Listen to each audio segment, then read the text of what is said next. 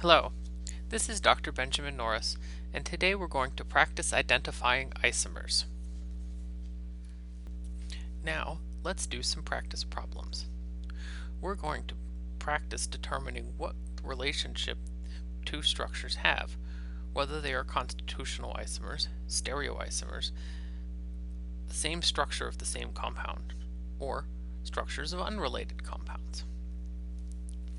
Once I enable the timer, I will give you 10 seconds to think about these structures.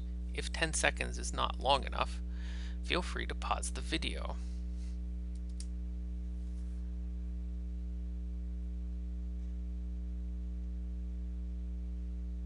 Don't forget, you can pause the video if you need more time.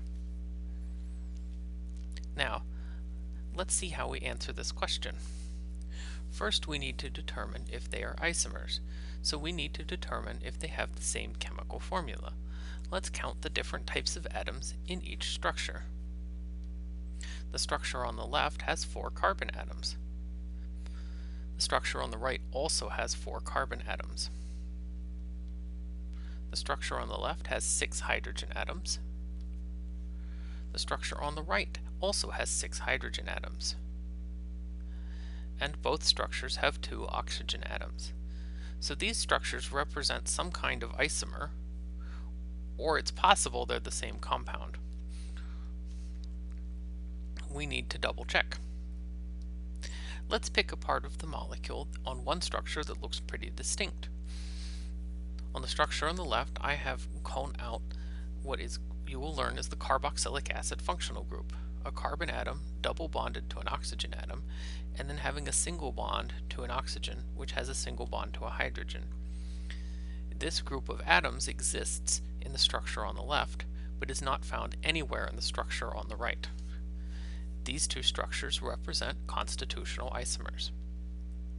Let's do another one. Remember, if 10 seconds is not long enough, please feel free to pause the video.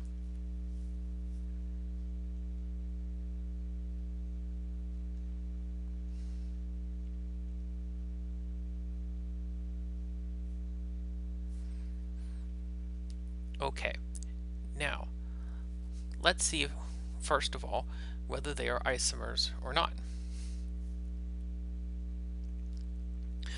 The molecule on the left has a formula C3H3N. The molecule on the right has a formula of C4H3N. Uh-oh, the molecule on the right has one additional carbon atom than the molecule on the left.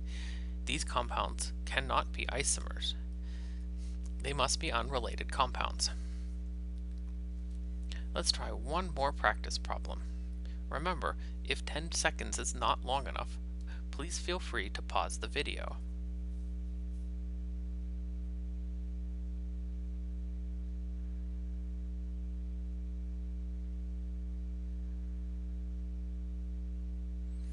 Okay, first we need to check their formulas to make sure that they have the same number of each type of atoms, so then we can determine whether they're isomers or not.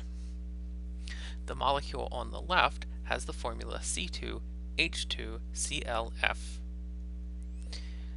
Since this is our third example, I did not highlight the counting of each individual type of atom.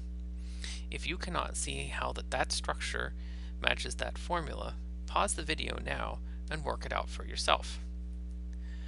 The structure on the right also has the same formula, C2H2ClF. They must be some kind of isomer. There's also a chance that they're the same structure of the same compound. Let's take a look at the two structures. In the regions highlighted in blue, we can compare the carbon atom that is bonded to a fluorine atom and another hydrogen atom. And we can see that in the structure on the left, the fluorine atom and the hydrogen atom are facing in opposite directions than they are in the structure on the right. In other words, the orientation of these two atoms is opposite between the two molecules. In the orange box, we can compare the orientation of the other 3 atoms in the structures.